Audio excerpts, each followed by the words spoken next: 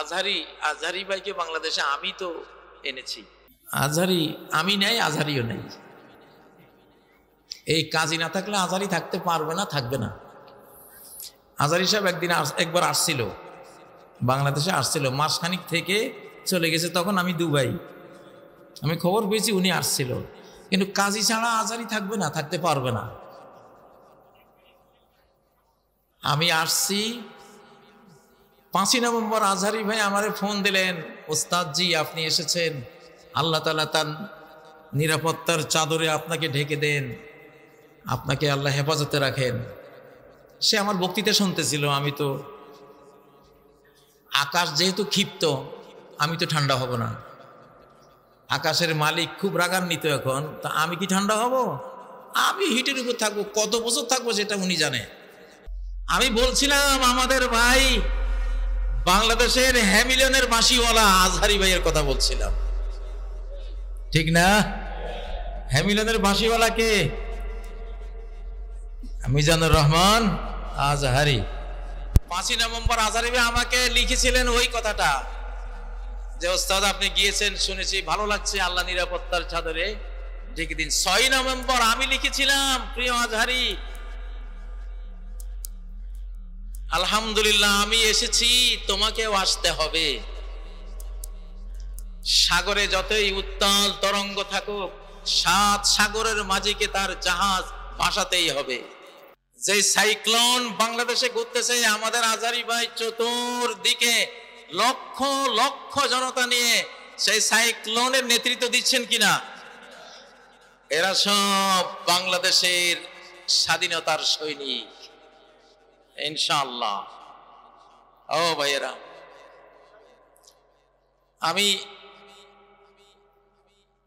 ওইখানে 7 সাগরের মাঝি হিসেবে আমি আজহারি ভাইকে বলেছিলাম যে তোমরা 7 সাগরের মাঝি, দুনিয়া এখন তোমাদের, আমরা 60 পার হয়েছি, আমরা এখন 10-20% থাকবো তোমাদের সাথে, আমাদের পরকালের কাজ বেশি করতে হবে, দুনিয়া এখন তোমরা লিড দিবা।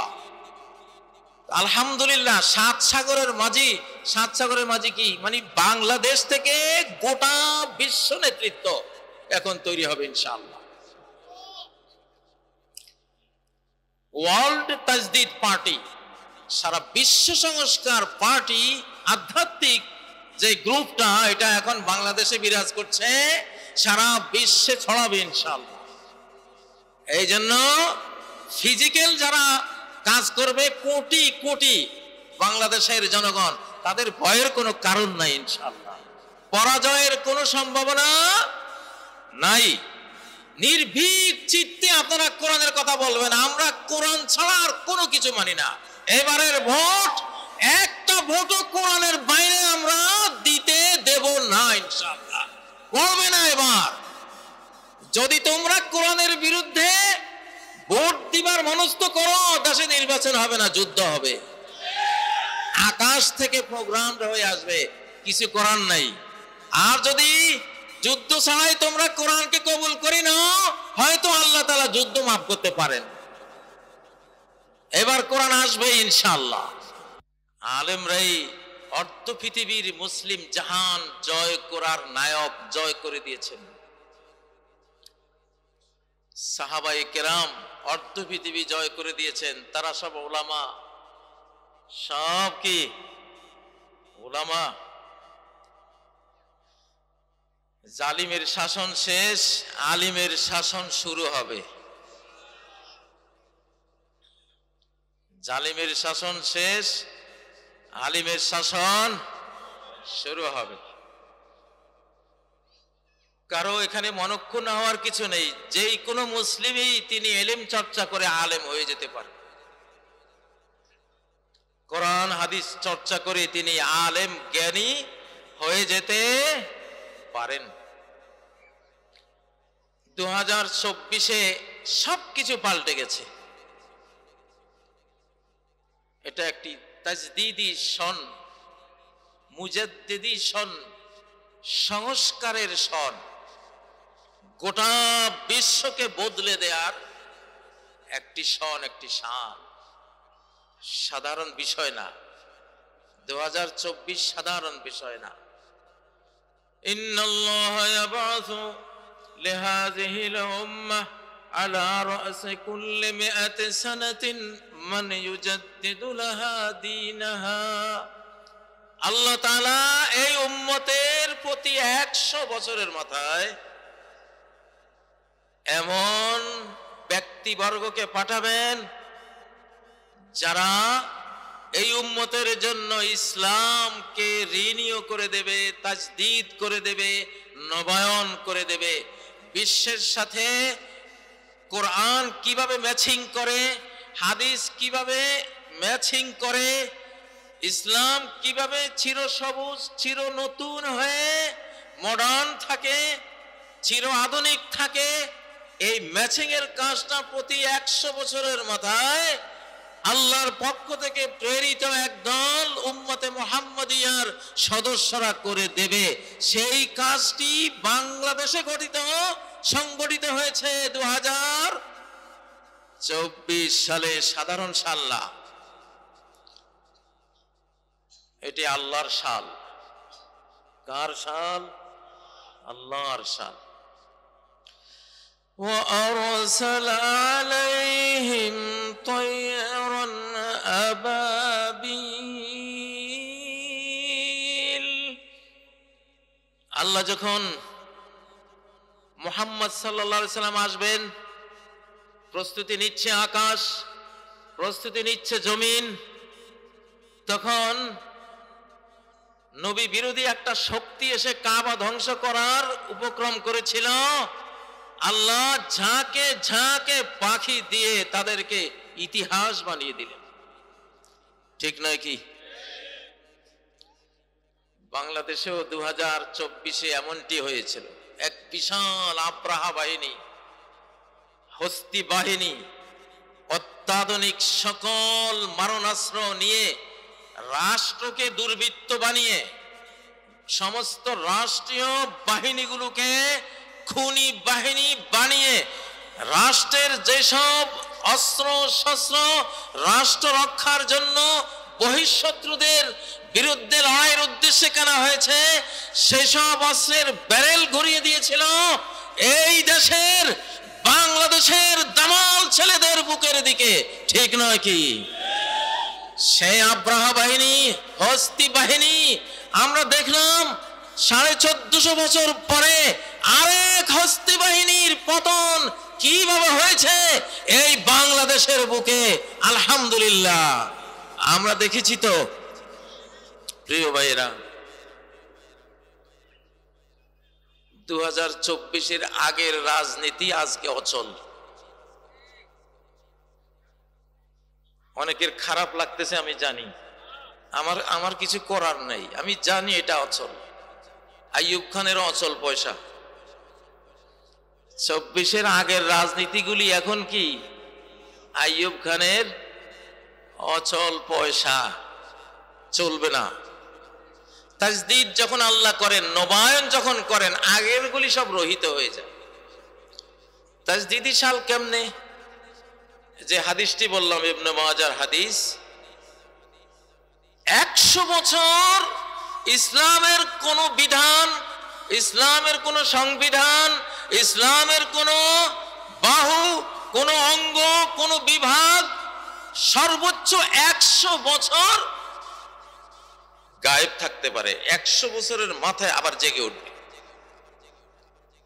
তুরস্কের ইসলামী খেলাফত, কোরআনিক খেলাফত, সুলতান সুলেমানদের গড়া তুরস্কের যে ইসলামী খেলাফত 720 বছর মুসলিম জাহানকে নেতৃত্ব দিয়েছিল, সেটির পতন হয়েছিল 1924 সাল। 1924 সাল। 24 থেকে 2024 100 বছর হয় কি না? হয়।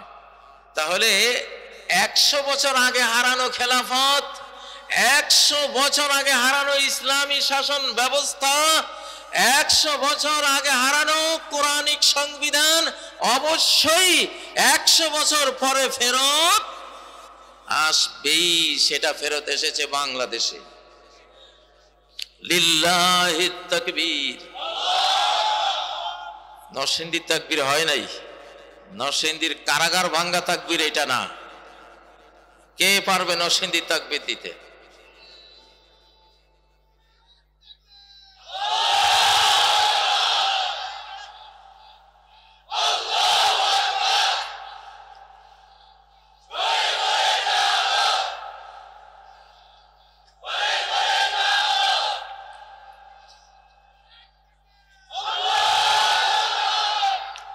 প্রিয় ভাইরা, নতুন বাংলাদেশ, নতুন স্বাধীন বাংলাদেশ, এই নতুন স্বাধীন বাংলাদেশকে কন্ট্রোল করা এইটা যেন বিষয় না, অনেক জটিল, অনেক কুটিল বিষয়।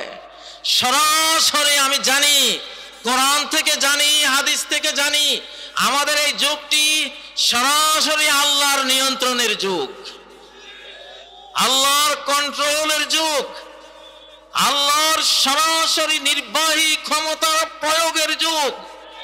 এক্সিকিউটিভ পাওয়ার সরাসরি এখন এই জমিনে বাস্তবায়ন করছেন, করতে থাকবেন সরাসরি রব্বুল আলামিন নিজে।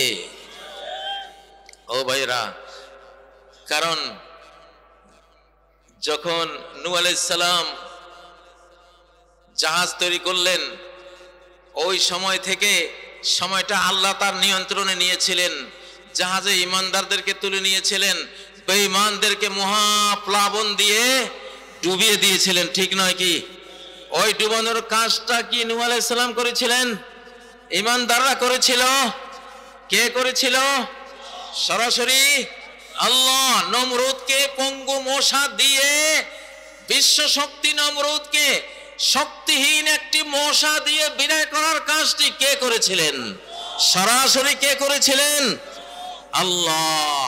ফেরাউনকে সাগরে ডুবিয়ে লক্ষ লক্ষ আর্মি বাহিনী সহ নিপাত করার কাজটি সরাসরি কে করেছিলেন? আল্লাহ করেছিলেন। কিছু সময় পৃথিবীতে আসে যখন ডাইরেক্ট আল্লাহ তাআলা ক্ষমতা নিয়ে নেন বান্দাদের হাতে, তখন কর্তৃত্ব থাকে না। বাংলাদেশের কর্তৃত্ব এখন কার কাছে? আল্লাহর কাছে। কার কাছে? আল্লাহর কাছে। ও ভাইয়েরা, এই মানচিত্র তো কোরআনের মানচিত্র। কিসের মানচিত্র? কোরআনের মানচিত্র। এবার কোরআন আসবেই, এবার কোরআন আসবেই। একটি বক্তৃতা করেছিলাম জেলে যাওয়ার আগে, যে একজন ইউসুফের গ্রাণ পাচ্ছি, ঠিক নয় কি? সেই ইউসুফ এখন মাঠে আছে, কাজ করছে, কেউ চিনে না আল্লাহ ছাড়া, আর আমরা দু চারজনে চিনি। ওই ইউসুফের নেতৃত্বেই 2024-এর এই আন্দোলন অকল্পনীয় ভাবে, অজানা ভাবে, দৃষ্টির অন্তরালে থেকে সাকসেসফুল হয়েছে। যুবকরা জীবন দিয়েছে, তরুণরা জীবন দিয়েছে, এদেশের সর্বস্তরের জনগণ জীবন দিয়েছে। কিন্তু সাইক্লোনের যে চোখটা ছিল, ছোট্ট চোখটা, যে প্রচন্ড দুর্নিবার গতিতে সেই সাইক্লোনটা তৈরি করেছিল, সেই ইউসুফটা সেদিন মাঠে ছিল, আমি জানি। কারো কিচ্ছু করার ক্ষমতা নাই। এখন আমরা এগিয়ে যাব দুর্বার গতিতে, মারিয়ে গুড়িয়ে চুরমার করে এগিয়ে যাব বাংলাদেশকে। 2024-এর সংস্কার সাল, সংস্কার করে কোরআন আসবে, কোরআন আসবে। কোরআনের ক্ষমতা কি জানেন? ওয়ালা আন্না কুরআনান সুইরাত বিহিল জিবাল।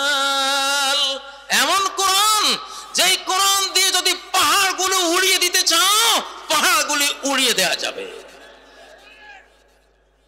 রাসূল মুহাম্মদ সাল্লাল্লাহু আলাইহি সাল্লাম জীবন্ত কোরআন ছিলেন কিনা?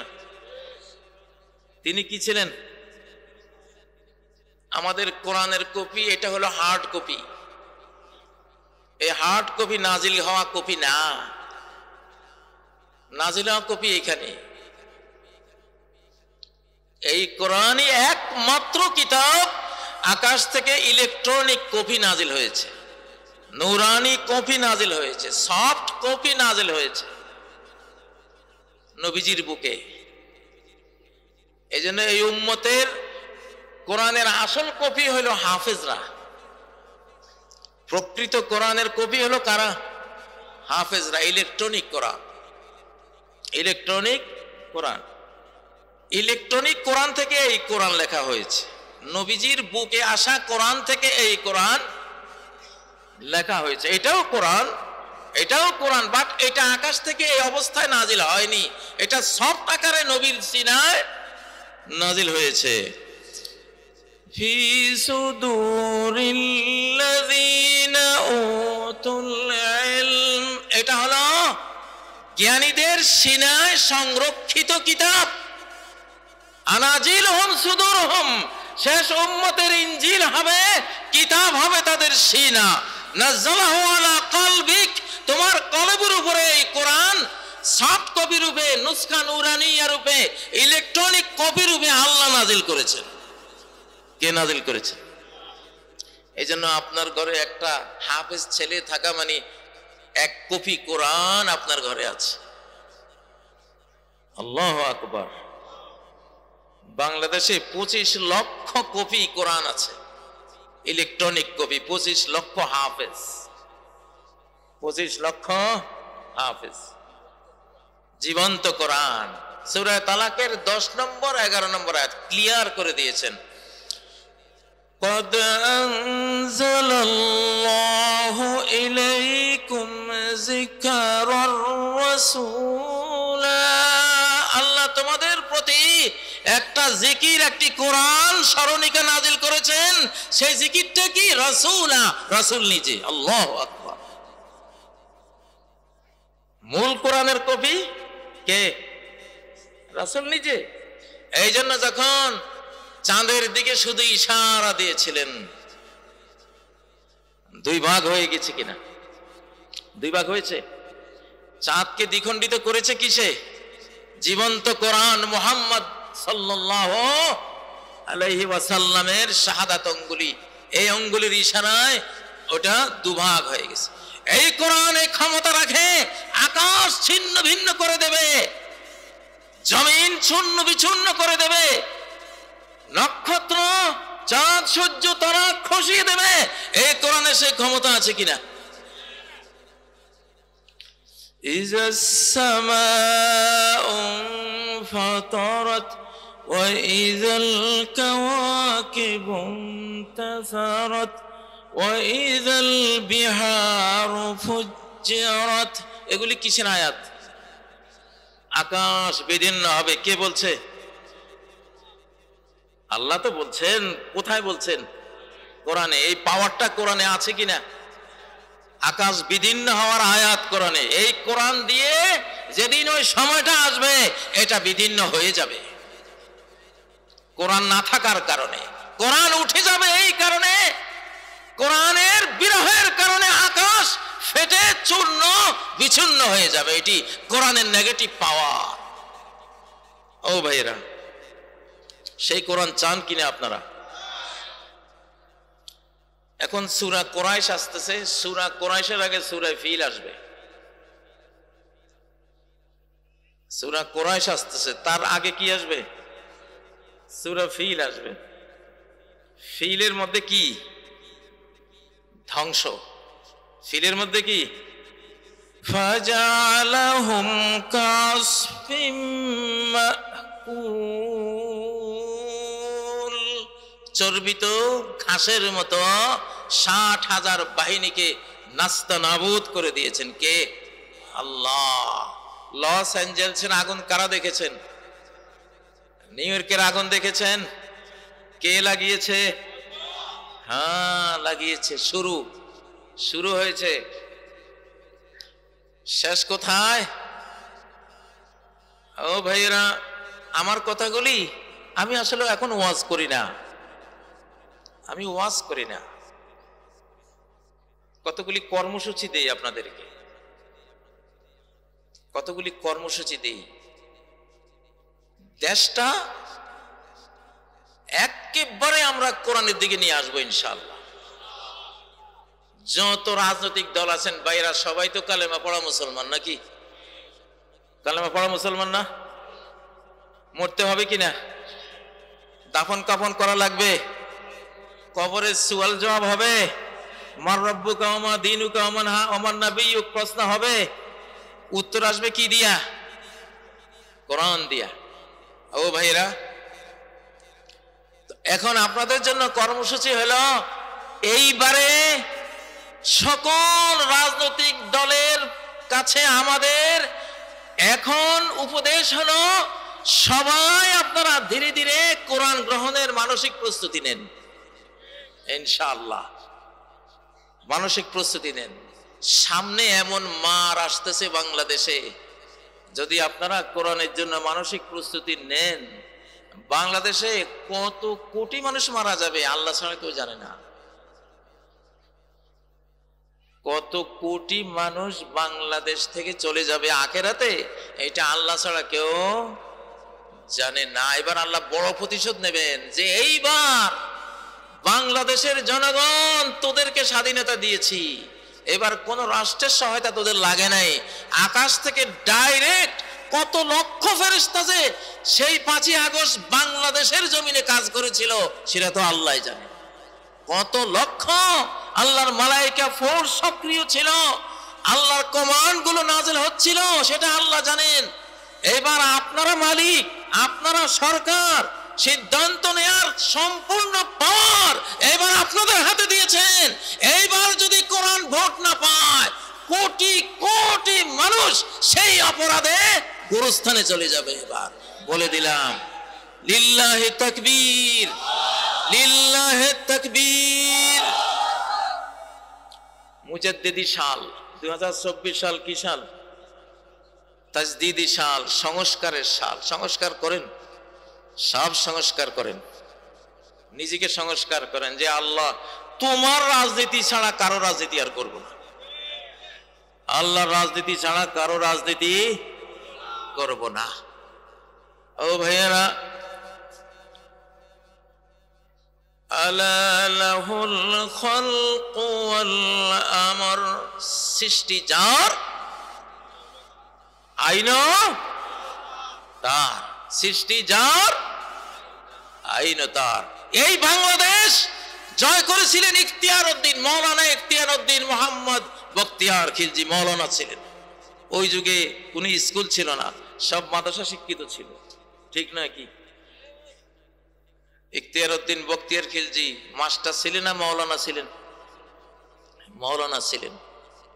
প্রথম ঝান্ডা উড়িয়েছেন। মোহাম্মদ বিন কাসিম সিন্ধু বিজয়ী কি ছিলেন? মৌলানা ছিলেন, আলেমে দ্বীন ছিলেন, মস্ত বড় ইসলামিক পণ্ডিত ছিলেন। ও ভাইয়েরা, দেওবন্দের ওলামায়ে কেরাম ব্রিটিশের বিরুদ্ধে যুদ্ধ করার জন্য দেওবন্দ মাদ্রাসার নিচে আন্ডারগ্রাউন্ডে বিল্ডিং তৈরি করেছিলেন, ট্রেনিং সেখানে দিয়েছিলেন। মৌলানা নানুতবি রহমতুল্লাহ আলাই ব্রিটিশ বিরোধী যোদ্ধা ছিলেন, হোসেন আহমদ মাদানী রহমতুল্লাহ আলাইরা ব্রিটিশ বিরোধী যোদ্ধা ছিলেন, মাহমুদুল হাসান দেওবন্দি রহমতুল্লাহ আলাই ব্রিটিশ বিরোধী যোদ্ধা ছিলেন, ইমদাদুল হক মুহাজির মক্কি রাহিমাহুল্লাহ ব্রিটিশ বিরোধী যোদ্ধা ছিলেন, হাফেজ জামিন ব্রিটিশ বিরোধী যোদ্ধা ছিলেন, নোয়াখালীর মৌলানা ইমামউদ্দিন রহমতুল্লাহ আলাই ব্রিটিশ বিরোধী যোদ্ধা ছিলেন।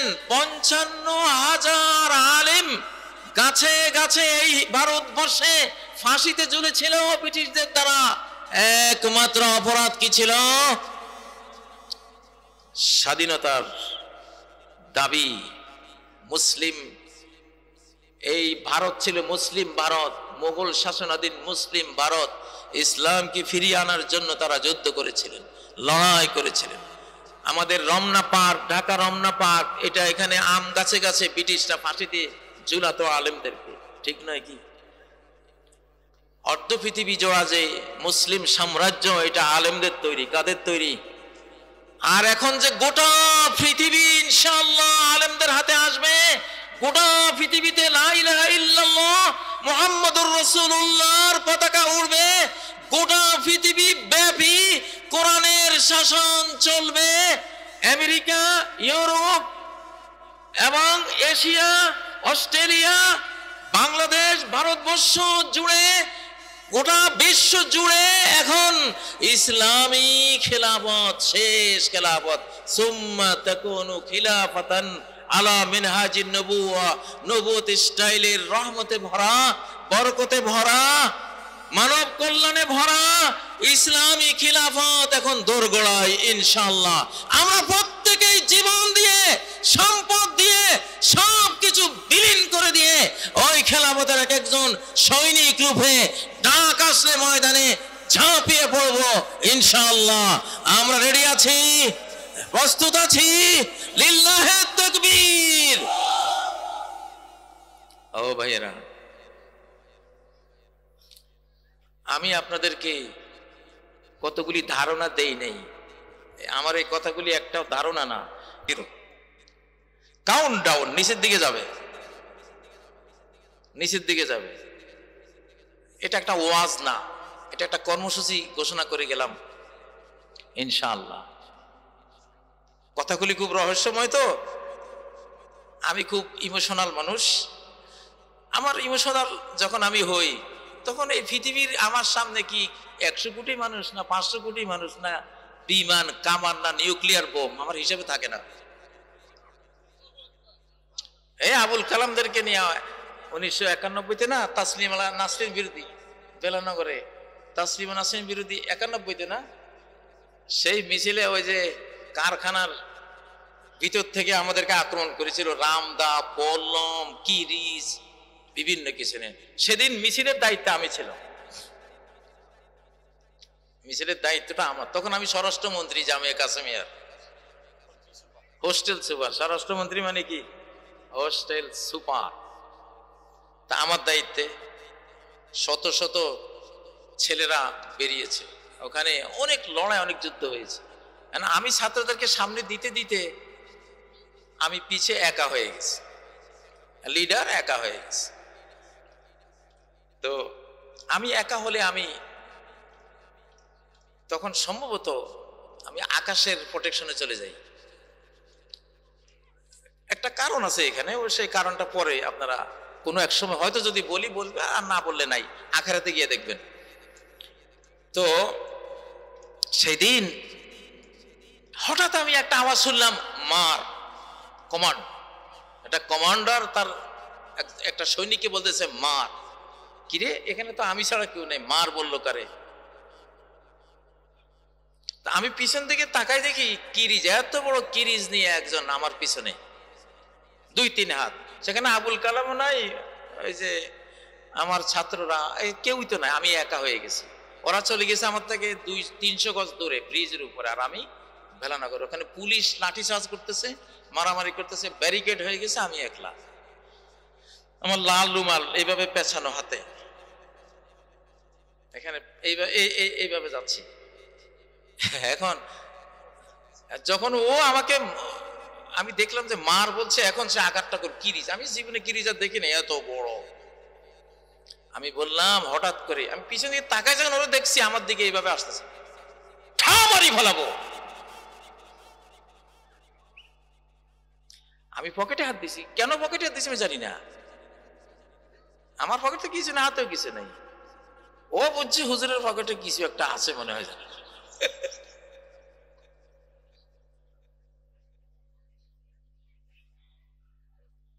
এরকম ঘটনা এই নরসিংদীতে বহু ইয়েতে অনেকবার ঘটেছে। তো যাই হোক, আমরা যারা আল্লাহর কাজ করি, আমরা আকাশের প্রোটেকশনে চলি, আকাশের প্রটোকলে চলি ইনশাআল্লাহ। আল্লাহ এতদিন তিনি শহীদ হতে দিয়েছেন, ফাঁসিতে ঝুলতে দিয়েছেন, মরতে দিয়েছেন, কারাগারে পচতে দিয়েছেন। এটা ওনার, এটা ভালো লাগে, উনি এইভাবে এক দলকে ওনার কাছে নেন। কিন্তু যখন যুগ পাল্টে আল্লাহর যুগ শুরু হয়, তখন ওই সুযোগগুলি আর আসে না।